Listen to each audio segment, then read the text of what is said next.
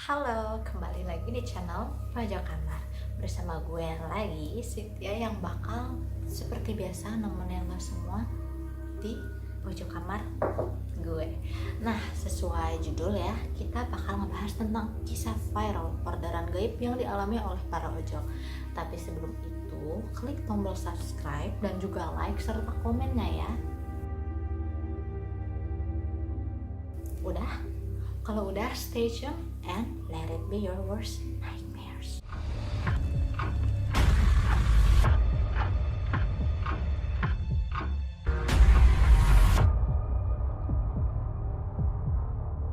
Nah, di era digital ini munculnya mobile platform layanan ojek online yang populer di Indonesia sejak tahun 2012, yaitu Grab. Penemunya adalah Anthony Tan dan Tan Hoylin. Nah, untuk layanan Grab Bike sendiri dirilis pada tahun 2014. Hingga saat ini, kepopuleran Grab Bike tetap terus meraup untung yang banyak bagi company Grab dan juga bermanfaat bagi masyarakat Indonesia yang fungsinya sebagai layanan berpergian yang praktis dan mudah. Dunia nggak luput juga dong dari misteri maupun banyak makhluk yang tak kasat mata seringkali dialami juga di ranah ojek online ini. Yuk kita simak dari para driver yang pernah mengalami orderan gaib. Yuk, mengantarkan penumpang ke pemakaman. Kisah ini sempat viral di Twitter yang berada di akun @zulflik. Pemilik akun tersebut membuat utas pada 8 Mei 2020. Ada total 3 video yang memperlihatkan si ojol yang bernama Abdullah ini menceritakan kejadian di luar nalar tersebut. Gue baru mau keluar, baru aja nengok, dia udah ada di depan, langsung naik. Ngegepayan gitu. Nah, kejadian ini ternyata terjadi di Cirebon, Jawa Barat. Pengemudi yang tujuannya di titik koordinat misterius tersebut sempat berinteraksi. Pas nyampe di sana, ternyata makam. Tapi di jalan ngobrol tuh. Cici gue diem aja. Tapi mana nanya? Nanya, asli mana teh? Asli sini. Datar teh ngomongnya asli sini. Kok belum pernah ke sana? Iya, baru katanya. Baru naon ya curang teh. Pas nyampe sana makam guys. Sedikit janggal sih guys. Maksudnya titik penjemputan, kenapa penumpang tersebut yang tadinya titik poinnya di dekat sebuah bank, namun tiba-tiba waktu si ojol ini keluar dari kosannya, jugeng, langsung tepat muncul di hadapannya. Serem banget gak sih? Tiba-tiba muncul aja gitu.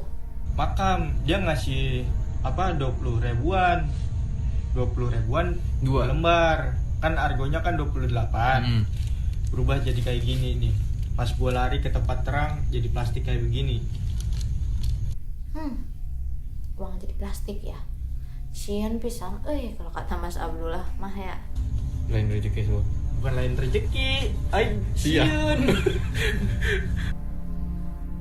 Kalau kalian di posisi masnya gimana guys? Pas nengok tiba-tiba muncul dan tahu-tahu nganterin doi ke pemakaman. Bawa penonton dari Bandung ke Subang tidak bayar 400.000. Nah, pada tanggal 8 Juni, Risa Saraswati yang kita kenal dengan jurnal Risa men-tweet sebuah foto berupa screenshot komentar dari akun Herman Soherman. Dari salah satu videonya, Teh Risa nulis, "Baca komen ini saya jadi merinding." Nah, nggak disangka-sangka tweet tersebut jadi trending. Netizen tuh ingin tahu kebenaran dan reaksi dari komen tersebut karena nyangkut pautkan dengan tim jurnal Risa. Ya karena mungkin trending banget ya, tuh benar-benar banyak banget yang pengen gitu netizen. Akhirnya 8 hari setelahnya channel YouTube jurnal Risa mengupload video dengan judul Penumpang Tak Kasat Mata. Nah, di dalam video itu akhirnya tim jurnal Risa dipertemukan dengan Pak Herman yang nulis pengalaman mistisnya tadi. Kolom komen yang akhirnya notice terus blow up banget sampai kayak gini. Nah, kalian bisa nonton video fullnya di channel jurnal Risa. Maaf guys, belum makan. Nah, linknya tuh bakal gue taruh di deskripsi ya. Sejaman, tapi gue durasinya sejaman, tapi gue bakal nge-sum up singkat cerita dari sisi Pak Herman. Itu kan emosi lah dengan seorang customer yang salah alamat pengantaran. Itu awalnya itu dari nggak apa-apa disebutin nama ini Gak usah lah. Nggak usah Nggak ya, usah. di daerah Cihamplas lah gitu ya. Ah. Di daerah Cihamplas dapat orderan tersebut, kirim paket ke daerah Maleber. Setelah sampai di titiknya, di titik mapnya, customernya susah dihubungi, lama banget, ya semakin jengkel kan hati saya. Begitu bisa dihubungi, masih makin susah lagi nyari alamatnya. Itu awalnya. Nah, kejadian itu pada hari Kamis 1,5 tahun yang lalu. Itu berawal dari kekesalan Pak Herman pada satu customer yang salah memberikan alamat pengantaran barang. Ini nih, buat customer ya, tolong banget untuk bisa menghargai orang, walaupun istilahnya nih mereka dibayar, tapi bukan berarti lu jadi nggak punya rasa kepedulian gitu. Ingat Pancasila, kemanusiaan yang adil dan beradab. Hayo, sila berapa itu? Jangan nyontek, sok langsung komen. Nah, waktu di jalan itu sempat kepleset. Untungnya Pak Herman nggak sampai jatuh. Ya terpeleset, cuma nggak sampai jatuh. Nah, aura udah beda gitu. Nah, setelah itu dia ngerasa aura yang nggak enak tuh. Nah, ketika sampai di lampu merah, Pak Herman bertemu ojol yang butuh bantuan. Kayaknya udah jadi normal kali ya. Sesama ojol, kalau nggak saling kenal, beda atribut juga pasti saling bantu. Nah, ojol tersebut mau ngoper penumpangnya ke Pak Herman karena motornya itu nggak kuat untuk pulang pergi dari Subang ke Bandung. Dari Bandung ke Subang buat bawa penumpangnya. Akhirnya Pak Herman ngeiyain dan penumpang ojol tersebut sepakat tarifnya 400.000. Saat itu nunjukin jam 9. Nah, malam banget kan? Kasian banget. Pak Herman sempat ngeliat ponsel yang digunain sama penumpang ojol tadi. Itu HP-nya cenunut, tapi Pak Herman kayak I no judge people gitu. Di perjalanan penumpang itu maksa juga kan Pak Herman buat tukeran nyetir, tapi Pak Herman menolak. Karena bensin sisa satu strip, Pak Herman mampir ke pom bensin, tapi dia bingung kenapa orang-orang di pom ngeliatin dia dengan tatapan aneh. Saya pakai sepatu beres, nah kaget juga, motor udah nyala. Dia udah di depan posisinya, ayo naik gitu. Terus lihat orang-orang di sekitar tuh pada ngeliat, baik petugas pom bensin yang isi bensin, kok kayak ada yang aneh gitu ngeliat ke saya tuh, ya seperti yang terheran-heran lah gitu. Si Cindy itu pakai helm Grab juga sama kayak saya gitu. Pada yang aneh dengan diri saya atau gimana, cuma saya berpikir positif. Cindy juga cerita kalau misalnya dia itu lagi kuliah dan suka bikin video berbau mistis gitu, seperti pergi ke tempat angker. Jadi Cindy nawarin ke Pak Herman untuk kerja bareng dia, jadi kerja buat nganter-nganter gitu. Sebelumnya ojol yang Pak Herman temuin tadi, yang pertama kali dia yang itu namanya Hadi. Nah, Cindy tuh mau nggantiin Hadi sama Pak Herman karena lebih nyaman sama Pak Herman. Nah, Cindy juga nyebutin kalau misalnya dirinya itu salah satu kru di jurnal Risa. Nah, sejak awal itu Pak Herman tuh udah takut kalau dirinya itu bakal diumpanin sama begal. Karena jarang banget kan kayak penumpang kekeh banget buat kayak nyetir. Terus waktu dia lihat motor belakang tuh kayak wah ini begal ya nih. Tapi dia lewat aja terus ngeliatin Pak Herman sampai yang dengan raut wajah aneh gitu ngeliatin. Dia lega kayak oh bukan begal deh.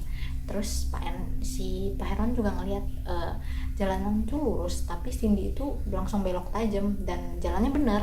Terus Cindy ngomong kayak coba AA yang bawa pasti celaka. Cindy nunjukin kalau misalnya rumahnya tuh ada di paling ujung gang.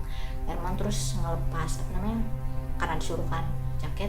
Waktu dia nengok belakang itu kayak udah nggak ada siapa-siapa dan nggak ada suara jalan kaki. Kabaran fiktif di Menara Air UI. Nah, pada tanggal 7 Maret 2020, akun Twitter bernama @Syehwi membuat thread yang membahas tentang satu makhluk yang udah terkenal di lingkungan Universitas Indonesia. Kita sebut aja Mbak Merah ya. Mungkin anak UI kayaknya udah tahu sih sama dia. Nah, sebelumnya gue bakal jelasin dulu di mana letak Menara Air UI ini. Jadi menara ini letaknya emang lumayan tersembunyi dan jarang dilewatin. Konon katanya sebelum dibangun menara air ini itu adalah sebuah tempat pemakaman umum. Serem juga ya guys, kayak rata-rata kayaknya pasti sebuah tempat itu ada lokasi mistisnya gitu. Nah, saat itu keadaan udah sore. Ada driver yang tiba-tiba dapat sebuah orderan yang titik jemputnya di Menara Air UI. Ya nggak ngerasa janggal dong, yang namanya mencari fulus ya gas aja. Akhirnya drivernya ke titik itu. Nah saat udah sampai di menara airnya itu tuh, si driver langsung bertemu sama penumpang tersebut. Ya dia nggak ada firasat apa-apalah, penampilannya kayak mahasiswa pada biasa. Yang perlu diingat nih, penumpang tersebut pakai kaos merah. Si tujuan penumpangnya itu ke Kelapa II dan tarifnya saat itu 22 Rebay. Menjelang maghrib akhirnya jalan tuh menuju Kelapa II. Azan maghrib pun berkumandang, namun pada saat bersamaan sang driver itu ngerasa motornya tuh lebih ringan. Kan kerasa tuh kalau misalnya turun atau gimana gitu. Akhirnya buat memastikan drivernya, dia ngecek dong kaca spion, dan kaget banget dia ngeliat gak ada apa-apa. Dia sempat berhenti dan kayak gak ada boy, gak ada. Serem banget.